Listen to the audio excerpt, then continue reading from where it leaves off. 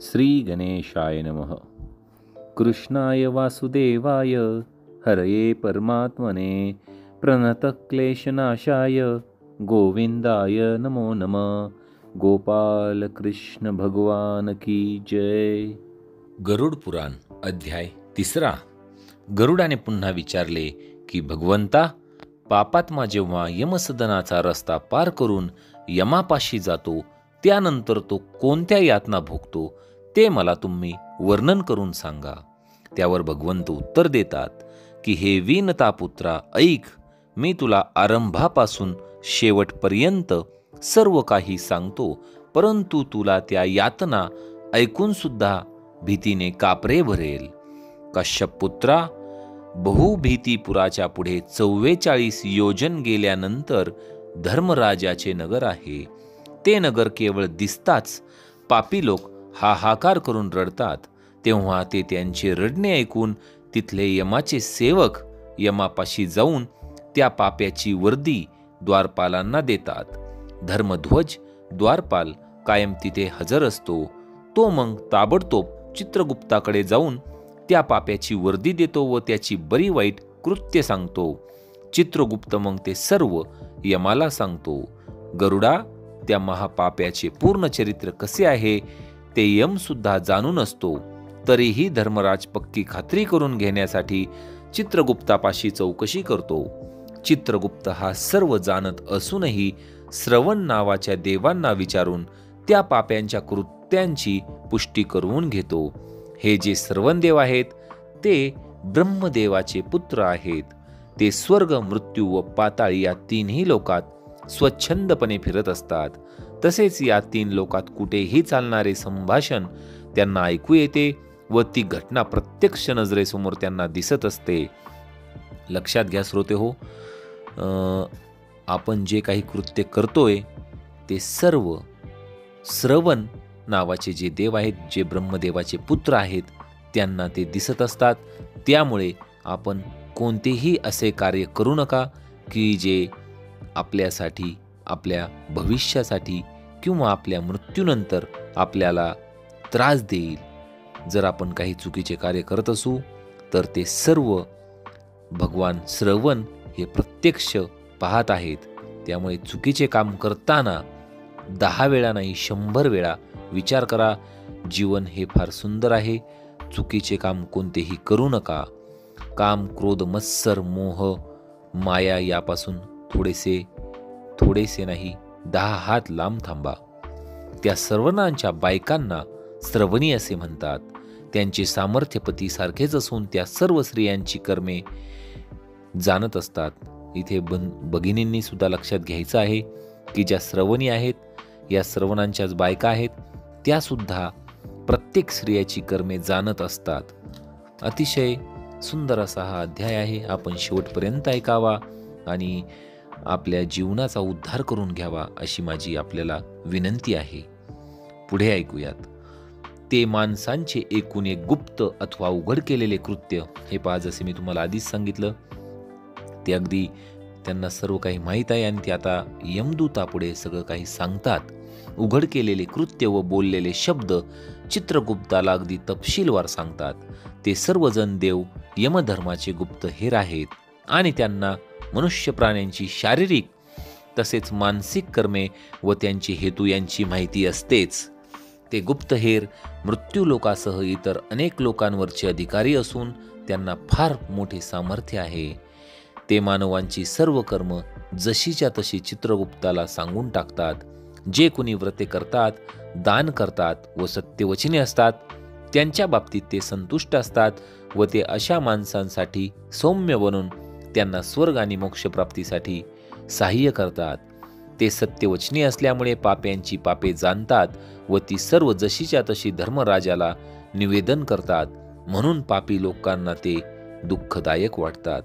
लक्षात घ्या, इथे आपल्याला थोडासा आधार देण्यात आलेला आहे की जर आपण व्रत करतोय, दान करतोय, कधीही जीवनात खोटे बोलत नाही, म्हणजे सत्यवचनी आहोत, तर जे आपले यम आहेत, चित्रगुप्त आहेत, ते आपल्या बाबतीत संतुष्ट होतात. जर आपण आयुष्यभर जर असे कार्य केले तर व्रत करा, दान करा, सत्यवचनी राहा, कोणाशी खोटे बोलू नका व ते अशा माणसांसाठी सौम्य बनून बघा, त्यांच्यासाठी स्वर्ग आणि मोक्षप्राप्तीसाठी सहाय्य करतात. पहा, आपल्यासाठी ते सहाय्य करणार आहेत, पण त्यासाठी आपल्याला ही 3 कार्य करायची आहेत. व्रत करायचे आहे, उपवास करायचे आहेत, दान करायचे आहे आणि सत्यवचन फार महत्त्वाचं आहे. खोटे बोलणे सोडून द्या. पुढे वळूयात. सूर्य, चंद्र, वायू, अग्नी, आकाश, जमीन, पाणी यांच्या ठिकाणी केलेली कर्मे, तसेच मानवाचे हृदय, यमनियम, दिवसाची, रात्रीची, पहाटेची आणि संध्याकाळची धर्मकृत्य अगदी तपशिलावर ते जाणतात. धर्मराज, चित्रगुप्त, श्रवण, भास्कर हे सर्वजण मनुष्याच्या देहातच राहून त्याचे पाप व पुण्य संपूर्णपणे पाहत असतात. मग सर्व चौकशी करून साक्षी पुरावे पाहून त्या पाप्याच्या पापांचा गुन्हा सिद्ध झाला की यम त्याला आपल्यापुढे बोलावतो आणि आपले अति उग्र व न्यायनिष्ठुर असे रूप प्रकट करतो. मग त्या पाप्यांना यमाचे रूप असे दिसते की तो रेड्यावर बसलेला असून फार अक्राळ विक्राळ आहे. त्याच्या हातात भला थोरला दंडुका असून त्याचा रंग काजळाच्या पर्वतासारखा आहे. प्रलय काळाच्या ढगांच्या गडगडाप्रमाणे त्याचा आवाज आहे. विजेप्रमाणे लखलखणारी हत्यारे त्याने आपल्या 32 हातात धरलेली आहेत. 3 योजनाने एवढा त्याचा देह असून डोळे तर खोल विहिरीसारखे आहेत. चेहरा क्रूर असून दात बाहेर आलेले आहेत. त्याचे नाक फेंदारलेले आहे व डोळे लालबुंद आहेत. ज्वर, मृत्यू वगैरे रोगांनी वेढलेला चित्रगुप्तही असाच भयानक दिसतो. त्यांचे ते यमासारखेच दूध गर्जना करीत असतात. असा तो सगळा देखावा बघून आयुष्यात कधीच दान न केल्यामुळे तो पापी आत्मा हाय हाय करून पुन्हा थरथर कापत रडू लागतो. तेव्हा अशा त्या सगळ्या कर्मांची आठवण करून रडणाऱ्या पाप्यांना चित्रगुप्त यमाच्या आज्ञेप्रमाणे विचारतो की, अरे दुराचरणी व अहंकारी दुष्ट पाप्यांनो, तुम्ही ही दुःख देणारी पापे करीत राहण्याचा जो मूर्खपणा आयुष्यभर केला, तो का काम, क्रोध व दुर्जन यांच्या संगतीने व अविचाराने पापे करीत तुम्ही का राहिला होतात? असो, तर जशी तुम्ही आनंदाने आता पापे केली होती तशीच त्यांची दुःखदायक फळे ही भोगा. तुम्ही पळून जाऊ शकत नाहीत. आता मिळणाऱ्या यातनांचे कारण तुम्ही केलेली पापकर्मे हेच आहे. इथे कोणत्याच प्रकारचा अन्याय केला जात नाही. मूर्ख, विद्वान, गरीब, श्रीमंत, दुर्बल व बलवान या सर्वांसाठी हे यम निपक्षपाती आहेत. असे त्या चित्रगुप्ताचे सांगणे ऐकल्यावर ते पापी आपल्या दुष्कृत्यांच्या आठवणींनी मुकाटपणे स्तब्ध बसतात. त्यांना तसे चोरांसारखे बसलेले पाहून यम नियमाप्रमाणे शिक्षा करण्याची आज्ञा करतो. मग यमाचे दूत त्या पाप्यांना मारझोड करीत म्हणतात की, अरे पाप्यांनो, चला आता महाभयंकर नरकात. तेव्हा यमाचे ते आज्ञाधारक चंड, प्रचंड अशा नावाचे दूत त्या सर्वांना एकाच फासात बांधून नरकाजवळ घेऊन जातात. तिथे एक भला मोठा आगीचा ज्वाळांचा वृक्ष आहे. त्याची उंची 1 योजन असून विस्तार 5 योजन एवढा आहे. तिथे यमदूत त्या पाप्यांना साखळ्यांनी बांधून उलटे टांगतात व मारतात. तेव्हा ते पापी भाजल्यामुळे रडू लागतात, पण तिथे त्यांचा रक्षण करता कोणीच नसतो. असे कितीतरी तान्हेले व भुकेले पापी त्या शाल्मली वृक्षावर उलटे होऊन लोंबकळत असतात. तेव्हा ते निराधार पापी कळवळून हात जोडतात व आपल्या पापांसाठी क्षमेची याचना करतात. पण ते यमाच्या हुकमाचे ताबेदार लोखंडी कांबी, मुसळे, भाले, गदा, तोमर वगैरे शस्त्रांनी मारहाण करणे चालूच ठेवतात. शेवटी ते पापी असह्य माराने बेशुद्ध पडतात. शुद्धीवर आल्यावर त्यांना यमदूत विचारतात, अरे दुष्कर्मी पाप्यांनो, तुम्ही जाणून बुजून पापे का केलीत? अरे तुम्ही साधे अन्न पाणी सुद्धा कधी कुणाला दिले नाही, घासातला अर्धा घास काढून कधी कुणाला दिला नव्हता, की कावळे कुत्र्यांना तुकडा टाकला नव्हता, अतिथीचा सत्कार केला नव्हता, की पितरांसाठी साधे तर्पण करीत नव्हतात.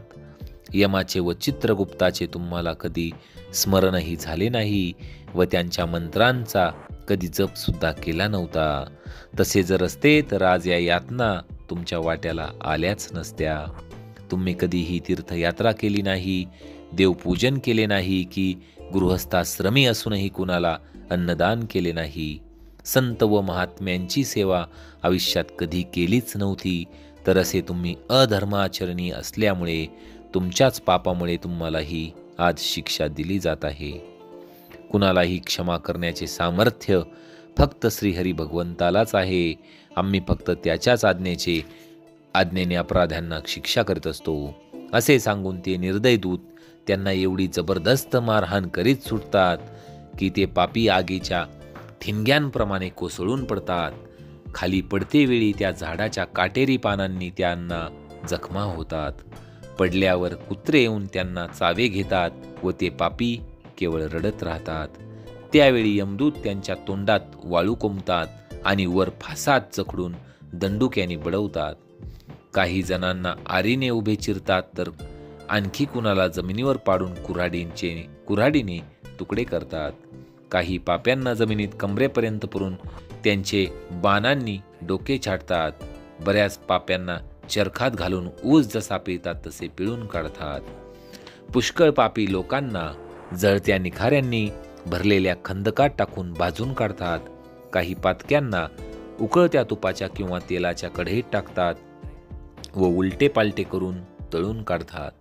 कुणाकुणाला माजलेल्या हत्तीसमोर वाटेवर फेकतात, तर काही जणांना उलटे टांगतात.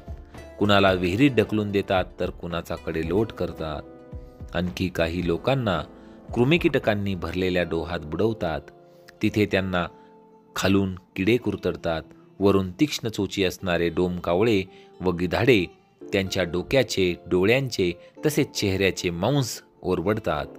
तिथे कुणी पापी सावकार त्याचे कर्ज बुडवणाऱ्या पाप्याला पाहून तिथे सुद्धा त्याला वसुलीसाठी धमकावतो. तेव्हा यमदूत त्या देणेकराच्या अंगाच्या मांसाचे तुकडे काढून ते त्या घेणेकराला देतात. अशा प्रकारे छळ करून नंतर ते दूत यमाच्या आज्ञेने तामिश्र वगैरे घोर नरकात फेकून देतात. दे गगनसंचारी गरुडा, असे ऐकून नरक त्या वृक्षापाशी पुष्कळ आहेत. त्या महाभयंकर दुःखाचे वर्णन शब्दात करता येणे शक्य नाही. असे एकंदर 84 लक्ष प्रकारचे नरक आहेत.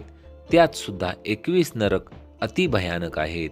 त्यांची नावे तामिश्र, लोहशंकू, महारौरव, शाल्मली, रौरव, कुडुमल, कालसूत्रक, पुतिमृत्तिक, संघात, लोहितोद, सविष, संप्रतापन, महानिरय, काकोल, संजीवन, महापथ, अविची, अंधतमिश्र, कुंभीपाक, संप्रतापन आणि तपन अशी ती 21 नावे आहेत.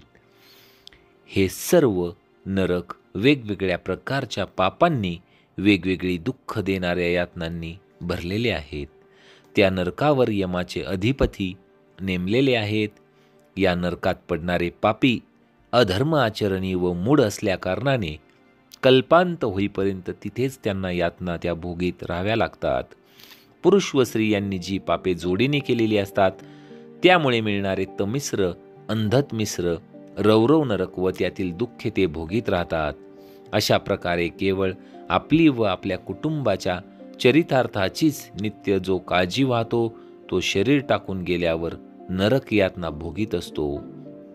जिवंत असताना प्राणी मात्रांना ठकवून चरितार्थ चालविणारा मनुष्य प्राणी स्वतःच्या दुष्कृत्यांची शिदोरी सोबत घेऊन एकटाच अंधारमय नरकात जातो. भल्या बुऱ्या अशा कोणत्याही मार्गाने केवळ कुटुंब तेवढे पोचणाऱ्या मनुष्याची दुष्कृत्य घेऊन दैवच त्याला नरकात घेऊन जाते. तेव्हा तो सर्वस्व गमावून बसलेल्या माणसाप्रमाणे वेडापिसा होतो. मग असा चरितार्थासाठी अधर्म आचरण करणारा माणूस अंधतमिश्र नावाच्या दाट व गडद अशा काळोख्या नरकात पडतो.